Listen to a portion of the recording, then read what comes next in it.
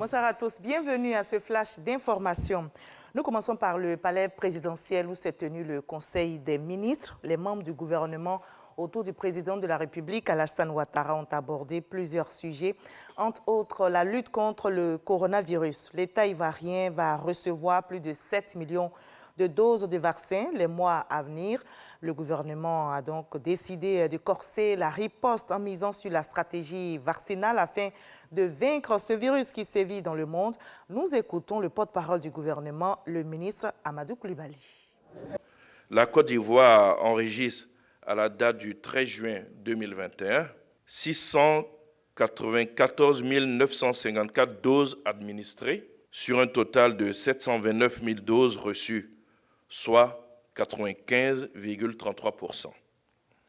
Afin de maintenir la dynamique actuelle et l'engouement des populations et de garantir donc la série vaccinale complète pour être immunisée, un plan d'acquisition donc a été mis en place et devrait permettre d'acquérir 7 400 000 nouvelles doses. Ce plan est en mise en œuvre et nous devons recevoir sur une première période qui part donc du 18 juin à fin août 3 400 000 doses qui seront attendues de façon progressive et à moyen terme sur la période de septembre à fin décembre, nous aurons donc 4 millions de doses qui seront également réceptionnées, ce qui fait bien sûr les 7 400 000 doses que nous attendons donc globalement. On lutte aussi contre la vie chère en Côte d'Ivoire. Le ministère du Commerce et de l'Industrie retrousse les manches, investit le terrain. Les contrôleurs passent à la phase de la répression après la sensibilisation.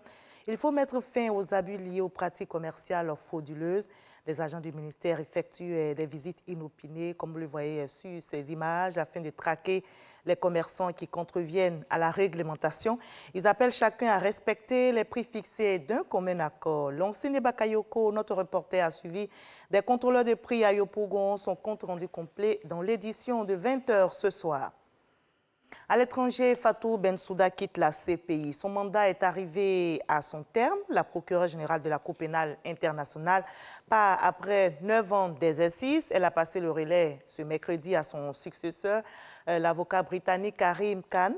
Le nouveau procureur général de la CPI, spécialiste des droits humains, a été élu en février dernier à New York par les États partis au statut de Rome. Il hérite d'une pile de dossiers concernant des enquêtes épineuses, notamment dans les territoires palestiniens, en Afghanistan et aux Philippines.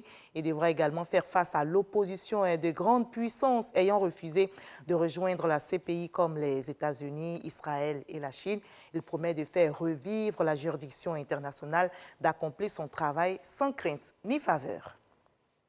Le nord-est de la Centrafrique connaît des tensions. Au moins 15 personnes ont perdu la vie il y a quelques jours à l'issue d'affrontements entre éleveurs et cultivateurs près de la frontière avec le Tchad. Les cultivateurs accusent les éleveurs de saccager leurs champs en faisant paître leurs animaux. Les conflits de ce type sont récurrents dans cette région en période surtout de transhumance. Mais c'est l'un des incidents les plus violents répertoriés depuis de nombreuses années dans cette zone. Parmi les victimes, on compte des femmes et des enfants. Plus de 66 maisons et greniers ont été incendiés. Environ 3000 personnes ont fui leur village.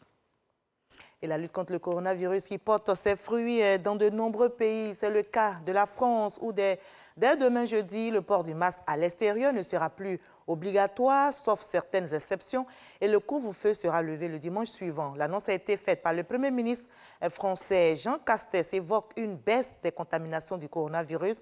En conséquence, le port du masque à l'extérieur ne restera de rigueur que dans des situations de proximité, file d'attente, transport, lieux bondés, tribunes de stade. Allez, on s'arrête ici pour ce Flash Info. Je vous retrouve avec plaisir à 20h pour la grande édition. Mais regardez tout de suite l'info régionale pour voir toutes les nouvelles de nos régions ici en Côte d'Ivoire. À tout à l'heure.